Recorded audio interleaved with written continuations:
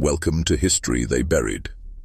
Hidden deep in Nova Scotia's wilderness lay a mountain so isolated it might as well have fallen off the map. No electricity, no schools, no law, just generations of one family living and dying in silence. For over a century, that mountain hid a horror the world refused to see. When the truth finally surfaced, it revealed one of the darkest chapters in Canada's history, and a question that still haunts investigators to this day. How could an entire family disappear in plain sight? The Golers had been on that mountain since the 1800s, descendants of poor settlers who escaped the towns below to live off the land. They built shacks from rotting timber, drew water from streams, and survived on welfare and scraps of farm work. To the nearby valley folk, they were mountain people, uneducated, unwanted, and forgotten. Few ever went up there, and those who did came back changed. The isolation wasn't peaceful. It was rotten, suffocating, and cruel. By the 1970s, 2 collapsing cabins held more than 20 people, all related, all trapped in the same unbroken cycle. There was no electricity, no sanitation, and no understanding of the world beyond those woods. Government agencies knew they existed but chose paperwork over intervention. Decades of neglect had turned into something far more sinister, a closed world where moral boundaries didn't exist. In that silence, abuse festered. Children were born into suffering, and the suffering was passed down like inheritance. No teachers came, no doctors asked questions, and the mountain, the same one that sheltered them from poverty, became their prison. Behind the thin wooden walls, something monstrous grew, hidden by trees and protected by ignorance. Then, in 1984, a 14-year-old girl broke the silence. She walked into a rural school and told a teacher what life on that mountain really was. Her words shattered a century of secrets. What police found next would horrify the entire nation, a reality so disturbing it forced Canadians to confront the cost of turning away from the poor, the hidden, and the forgotten. This is not legend. This is not folklore. This is the true story of the Goler clan, a family consumed by poverty, isolation, and unspeakable neglect in the heart of Nova Scotia. Before we continue with the story and unspeakable secrets, I want to ask something important. This channel is not for everyone. Only the bravest souls who dare to confirm the darkest chapters of American history. If you made it this far, you are not like most people. You understand some truths are too horrifying to ignore, no matter how much they disturb us. So hit that subscribe button and join our community of true mystery seekers, and tell me in the comments, what state are you listening from? Are you brave enough to hear a story like this from your own backyard? Next, we descend into the valley to see how an entire community learned to look away. South Mountain overlooked one of Canada's most beautiful landscapes, the Annapolis Valley. Fertile farmland stretched for miles where apple orchards blossomed and small towns thrived, but on the far edge of that beauty was a place people whispered about and rarely entered. For those living in Wolfville or Kentville, the mountain people weren't neighbors. They were a shameful reminder of poverty no one wanted to claim. Local authorities knew the Golers existed. Generations had been born and buried there, living in hand-built shacks without running water, electricity, or education. But while officials filled reports and social workers came and went, no real help ever arrived. It was easier to ignore them, to call them simple, lazy, or backward, labels that allowed everyone to look away. By the 1960s, this neglect had hardened into something cultural. Children were raised with no sense of boundaries, adults repeated the same broken patterns, and the community below the mountain accepted it as just the way those people lived. It wasn't evil in their eyes, it was just a different kind of poor.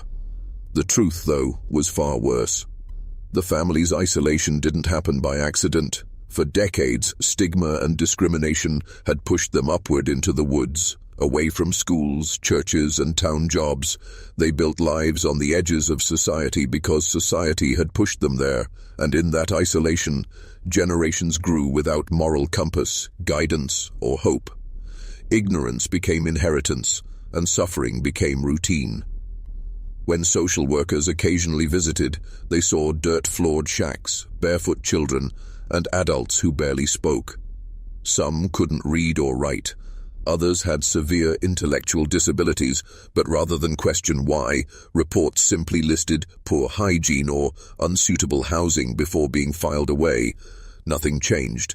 The same mistakes passed from one official to the next until one day, neglect evolved into something unimaginable.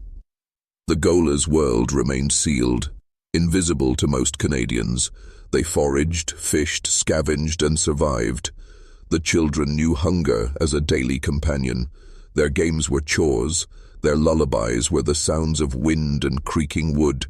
To outsiders, they were feral, but to each other, they were all they knew. That twisted sense of family became their entire world, one that would soon collapse under the weight of its own darkness. Next, we step inside the Goler home, where innocence never had a chance to survive. The Goler homes on South Mountain were more like collapsing shelters than houses. Built from scrap wood and rusted tin, they leaned against the wind as if one strong storm could flatten them. Inside, the floors were dirt, the air heavy with the smell of damp wood, mold, and smoke. Broken furniture was patched with rope, and the only light came from small oil lamps. There were no beds for everyone, just piles of blankets and old clothes shared by whoever could fit. Charles and Stella Goler, the aging heads of the clan, lived there with their 5 sons, daughters, and grandchildren, all crammed together in unbearable closeness. There was no privacy, no division between the living and sleeping spaces, and no sense of what was right or wrong anymore. To the children, this was life. To the adults, it was survival. For generations, this had been the only world they knew. Everyday tasks blurred into survival rituals, scavenging food, fetching water from the creek, and begging at nearby farms for scraps or work. When one family member worked a day on a local orchard, it was a rare event. Most lived on government assistance, their lives defined by poverty and dependence. The cycle was complete. Ignorance, hunger, and neglect fed into one another until no one questioned why they existed this way.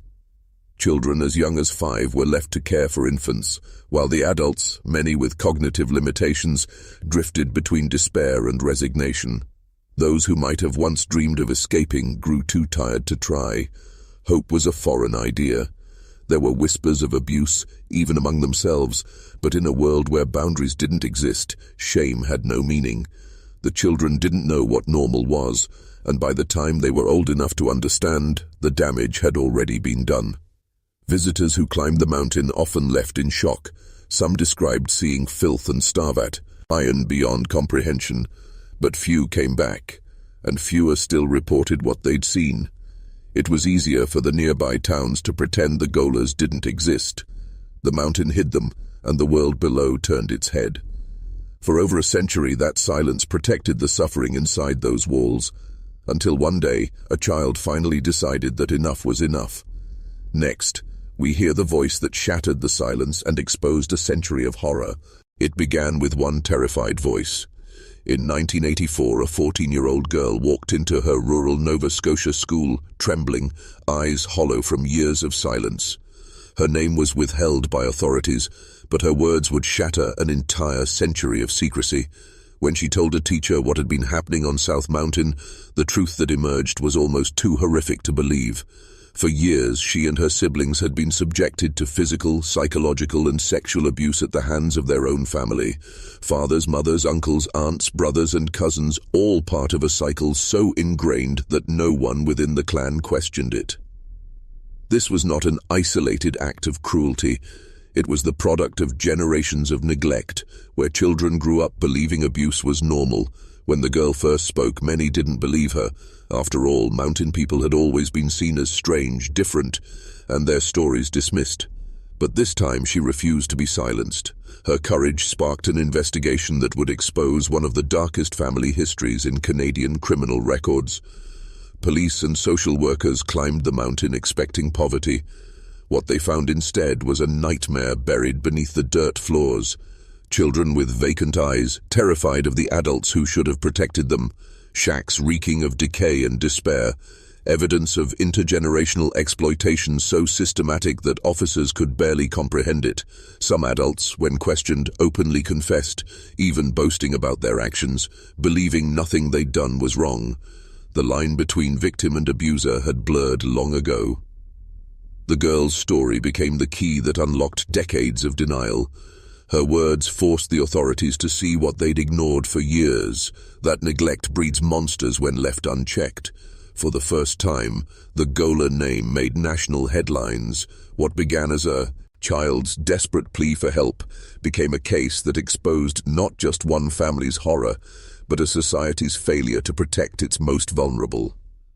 In the quiet corners of Kings County, people whispered. Some couldn't believe such evil had been growing just miles from their farms. Others asked how many other forgotten families might still be hiding in those same woods, living unseen lives in silence. Next, the investigation begins, and what police uncover on that mountain will redefine the meaning of horror.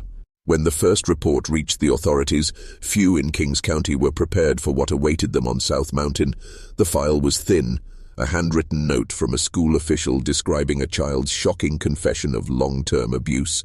To most it sounded impossible, but when social workers and RCMP officers made their way up the narrow dirt path leading into the trees, the truth began to unfold in ways that would haunt them forever. The deeper they went, the quieter it became. Birds stopped singing. The mountain seemed to hold its breath, as if ashamed of what it hid. The investigators found 2 collapsing shacks hidden among the trees, occupied by nearly 24 people. Adults, children, and infants, all part of the same extended family. The Golers greeted the outsiders with suspicion and confusion. Many of them had never seen uniformed officers before, and some spoke with a slow, childlike tone. Poverty was immediately visible, bare feet, hollow eyes, and the smell of neglect that clung to the air. But as investigators looked closer, they saw something far darker than hunger. The signs of trauma were everywhere, in the children's fearful glances, their withdrawn silence, and the bruises that told their own story. Interviews began cautiously. At first, most of the children were too frightened to speak. They'd been told that the world beyond the trees was cruel, that outsiders would hurt them if they told the truth. But once one child spoke, others followed. The stories were consistent and horrifying. They spoke of nights when they were passed between adults, of beatings, of being forced to watch and participate in acts no child should ever witness. Every testimony matched another, weaving together a picture of systematic abuse that had continued for generations. The officers struggled to comprehend how such horror could remain hidden for so long. Reports from as far back as the 1960s had mentioned the Goler family's living conditions, yet nothing had been done. Welfare workers had noted extreme poverty and unsanitary housing, but no one had imagined the level of depravity that lay beneath those surface descriptions. Now the authorities had no choice but to face the truth, not only about the Golers, but about their own failure to protect them. As the investigation grew, the mountain filled with unmarked cars, forensic teams, and social service vans. Dozens of children were removed and placed into care homes, many too terrified to sleep through the night. The adults were brought in for questioning. To the shock of detectives, several family members admitted to the abuse openly, some even boasting about it, insisting that everyone did it. They didn't seem to understand the gravity of their actions. For them, this was their normal, a twisted reality passed down through generations of ignorance and isolation. By the end of 1984, the Goler investigation had become one of the largest and most disturbing child abuse cases in Canadian history. What began with one frightened voice had grown into a national reckoning. The people of Nova Scotia could no longer pretend the mountain didn't exist. The truth had come down from the woods, and it would change the country forever. Next, the arrests begin, and the Golers face justice for the first time in over a century. As investigators pieced together the statements, the scale of the horror became undeniable. The RCMP prepared one of the largest coordinated operations Nova Scotia had ever seen. Warrants were issued quietly, and officers were sent back up South Mountain under a shroud of secrecy. The goal was simple: remove every child from danger and bring the adults responsible into custody without warning. For years, the Golers had lived untouched by law. Now, the law was finally coming for them. In late 1984, the arrests began at dawn. Police trucks climbed the muddy trail as the mist hung low over the trees. The shacks stood silent until the first knock echoed through the clearing. What followed was chaos, shouting, crying, and confusion as officers moved through the cramped rooms. The children were rushed into waiting vehicles, wrapped in blankets, some too frightened to speak. The adults, dazed and uncomprehending, were handcuffed and led away, their faces blank with disbelief. Many didn't even understand why they were being taken. 16 people, 15 men and 1 woman, were charged with hundreds of counts of sexual assault and incest involving children as young as 5. Among them were fathers, uncles and cousins, all linked by the same dark chain. The RCMP headquarters in Kentville became a scene of controlled chaos. Officers who'd never handled more than a handful of major cases suddenly faced a nightmare that spanned generations. Evidence poured in. Medical reports, interviews, confessions, painting a picture of depravity so deep it left seasoned investigators shaken. Interrogations revealed the extent of the clan's detachment from reality. Some adults admitted their crimes in disturbing detail, describing them as family habits. They claimed they were teaching, not harming, insisting the children wanted it. It was a shocking insight into a mindset warped by isolation and ignorance. Others denied everything, convinced the outside world was conspiring against them. Each confession, each denial, added another layer to the tragedy, proof that the moral compass of an entire family had been destroyed by generations of neglect. The arrests sent shockwaves through the Annapolis Valley. News spread fast. Whispers in church halls, murmurs in cafes, and stunned headlines across Canada. People who'd lived near the Golers for decades suddenly realized they'd been neighbors to unspeakable horror. The same families who once dismissed the mountain people as odd now faced the guilt of indifference. The story forced Canadians to confront the uncomfortable truth that poverty and ignorance could breed evil, not out of malice, but out of abandonment. By the end of that winter, South Mountain stood empty and silent once again. The shacks, now abandoned, sagged under the snow. The wind moved through them like a ghost, carrying echoes of screams that no one had heard for 100 years. For the first time, the Golers were gone from their mountain, but the stain of what happened there would never fade. Next, inside the courtroom, where the line between justice and tragedy begins to blur, when the Goler family was brought before the courts of Kings County, the small courthouse was unprepared for what it was about to face. The local justice system was designed for minor thefts, disorderly conduct, and the occasional assault, not for hundreds of charges of incest and child abuse spanning generations. There was only one full-time prosecutor, a man accustomed to handling a few cases a year. Now he was staring at one of the darkest files in Canadian history. The courtroom became a battleground of disbelief, denial, and despair. The accused sat in rows, men and women with vacant stares, unkempt hair, and expressions that betrayed no understanding of the gravity of their crimes. Some appeared frightened, others detached, as though they were watching a story that didn't belong to them. When their charges were read aloud, the silence was suffocating. Reporters scribbled furiously, and the public filled every seat, drawn by morbid curiosity and outrage. Outside, television crews broadcast live from the steps, their headlines painting the Golers as monsters from another age. But inside, the proceedings were far more complex. Many of the accused had limited education and severe intellectual disabilities. Some could barely read or understand the questions being asked. Their confessions, recorded in disturbing detail during police interviews, became the central evidence. Yet when the trial began, many recanted, claiming coercion or confusion. Defense lawyers argued that the Golers had been manipulated, that years of isolation and low intelligence made them incapable of understanding what they were admitting to. The prosecutor, however, countered that ignorance did not excuse cruelty. The children's testimonies, he said, spoke for themselves. Those testimonies were heart-wrenching.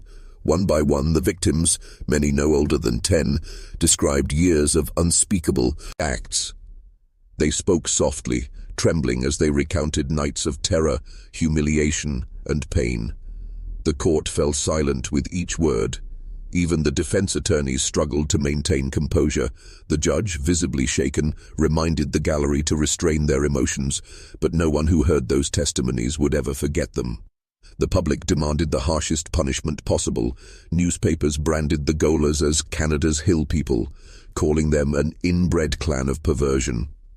Sociologists, however, began to see a different picture. Not of monsters, but of a society that had failed them. The Golers were a mirror reflecting decades of neglect, poverty, and systemic indifference. The case became more than a trial. It became an autopsy of social decay. By the time the verdicts were read, the weight of what had been uncovered was too heavy for one courtroom to hold. 13 of the accused were convicted, receiving prison sentences ranging from 1 to 7 years. For many, it felt like justice had only scratched the surface. The mountain was silent now, but the echoes of its darkness had spread across the nation. Next, the aftermath. How a single trial forced Canada to confront the reality of its forgotten poor. When the final gavel struck, the courtroom emptied into a cold, grey silence. The Golers were led away in chains, men and women from the same bloodline, each now wearing the weight of generations.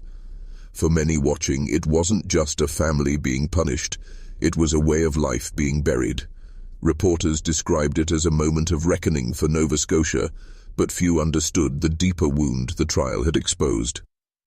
In the weeks that followed, the Annapolis Valley could not look away. Every newspaper headline screamed of incest, depravity, and backwoods ignorance. Neighbors who once ignored the family now spit their names like curses.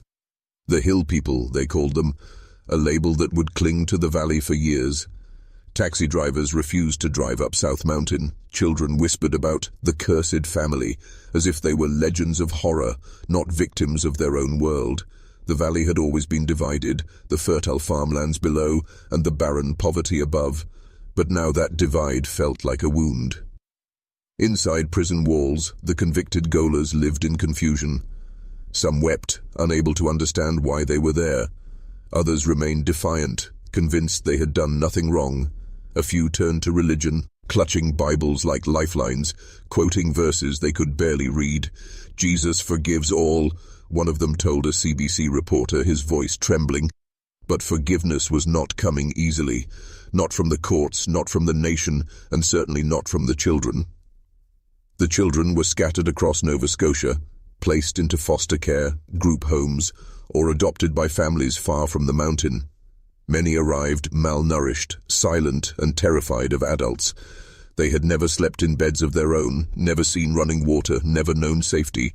Psychologists warned that the damage might never heal, but slowly, under care and counseling, some began to recover.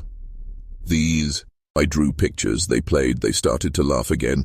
One social worker said, "They're not broken, they were just never shown what normal looked like." Meanwhile, social workers and sociologists descended on the case, desperate to understand how such horrors had gone unnoticed for decades. The answers were painful: poverty, isolation, and a system that had looked away. Generations of intermarriage and abuse had been tolerated because no one wanted to stir up trouble. The Goler case forced Canada to face a haunting truth. This wasn't just about one family. It was about the forgotten corners of the nation where neglect bred tragedy.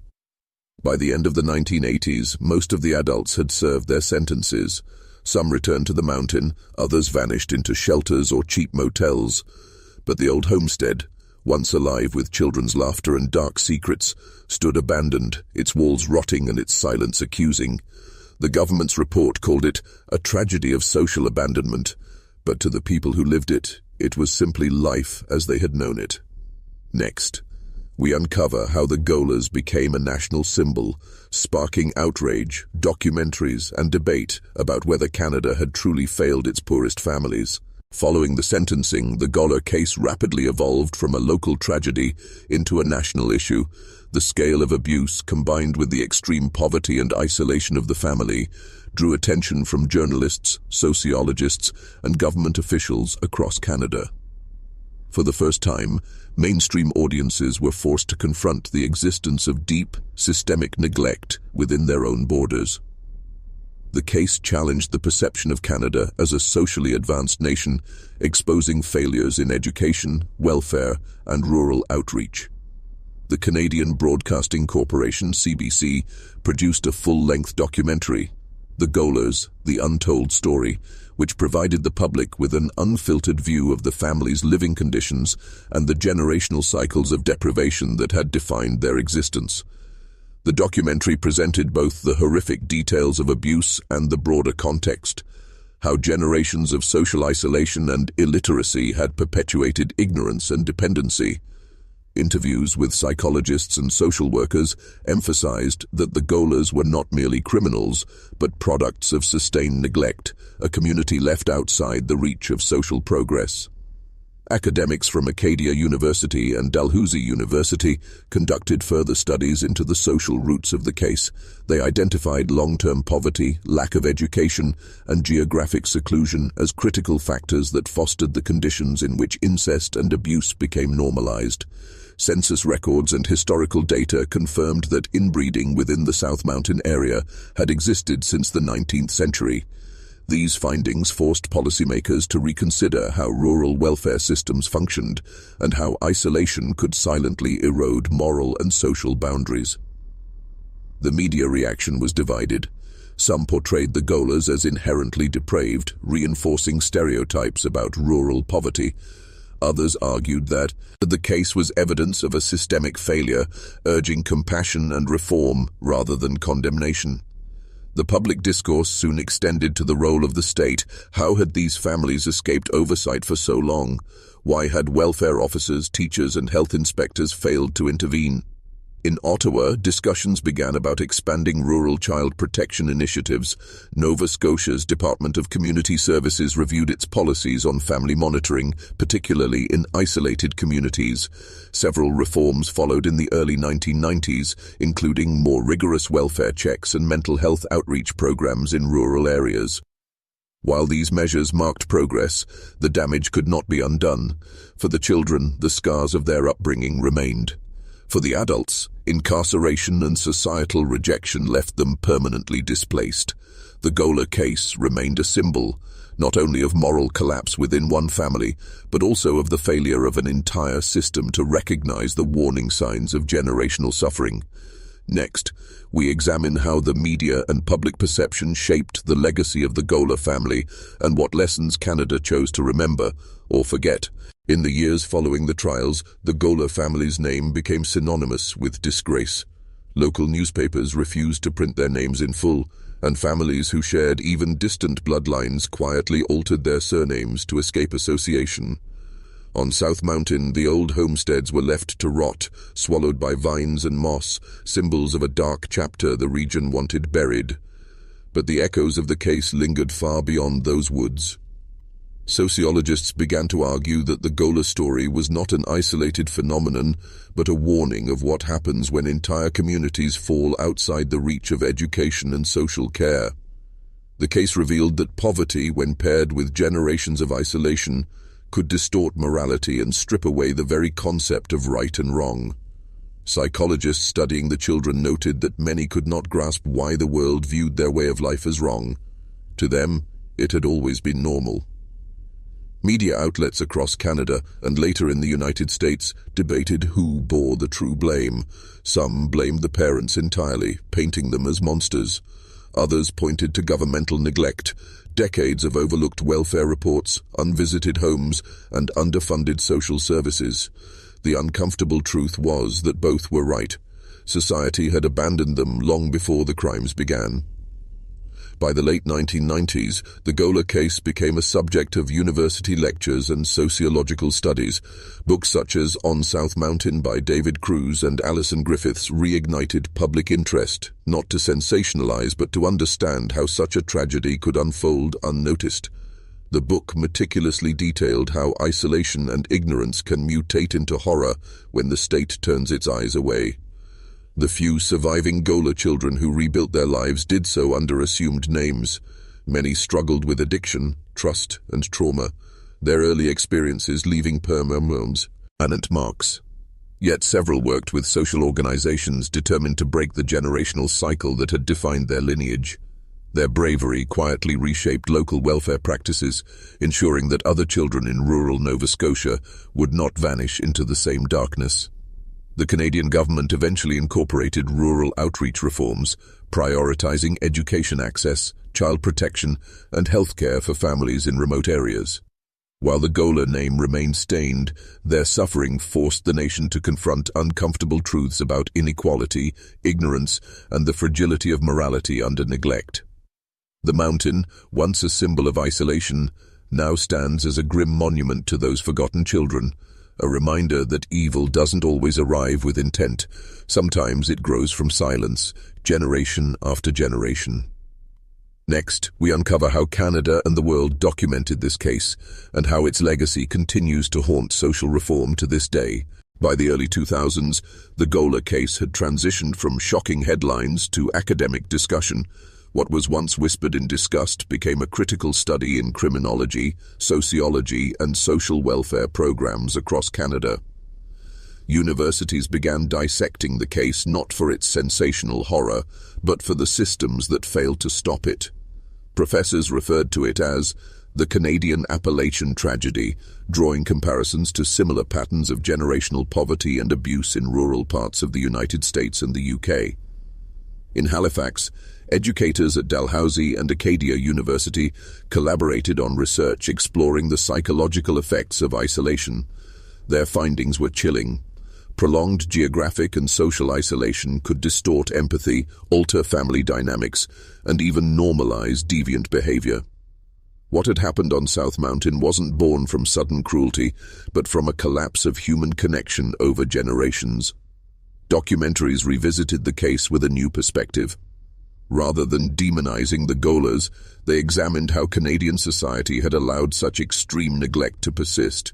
A recurring theme emerged: the price of silence. Rural social workers admitted they had heard rumors about the family for years, but lacked resources or authority to intervene. Neighbors had seen the children, malnourished and unwashed, yet dismissed it as just how mountain folk lived. The public's response to these revelations was divided. Some argued the Golers were victims of circumstance, shaped by forces they couldn't control. Others insisted that evil, no matter its origin, must still bear responsibility. This debate reflected Canada's broader moral reckoning. Could empathy and accountability coexist when confronting generational depravity? In the classroom, the Goler story became a tool to teach future social workers how not to fail. It highlighted the need for early intervention, constant community contact, and the importance of education in breaking cycles of abuse. Nova Scotia began developing new welfare frameworks, emphasizing active surveillance in remote communities. Teachers were trained to identify subtle signs of neglect that might once have gone unnoticed. Media analysts later credited the case for influencing Canadian broadcasting ethics. No longer